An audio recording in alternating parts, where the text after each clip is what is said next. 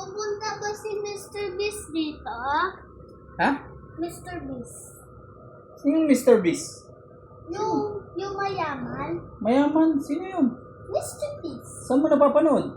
YouTube. Ah, sa YouTube? Ah, si Mr. Beast! Yung mayaman? Yes. O bakit? Pupunta ba siya dito ba?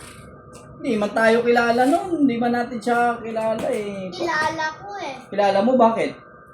Nanonood ko. Ah, napapanood mo siya? Ah, ganon.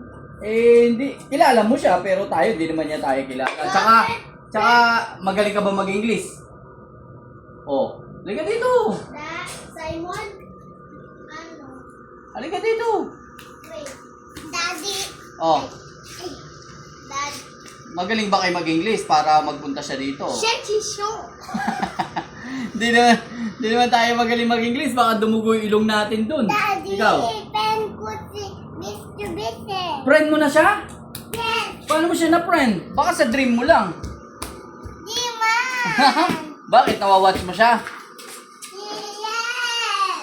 Ah, ganun ba? O sige, pag nakilala tayo ni Mr. Beast, Yes. ano sasabihin niyo sa kanila? Ano sasabihin mo sa kanya? Thank you po. Ay, di ka pa nga binibigyan. Thank you po. Di ka pa nga binibigyan. Thank you mo kagad. Ano sasabihin niyo muna sa kanya? Hi! Sasabihin mo, hi, hello, how are you?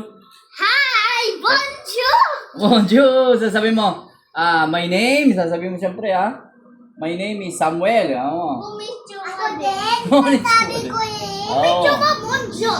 Konnichiwa. Oh, maraming alam na salita yun. Kasi mayaman yun. Ano ba sasabihin mo sa kanya? Mr. Beast. Ganon?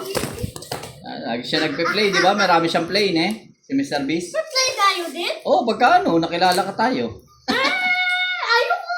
Sige na sa mga. Ang tanong! Ang tanong Makikilala ka. Kikilala lang po. Okay.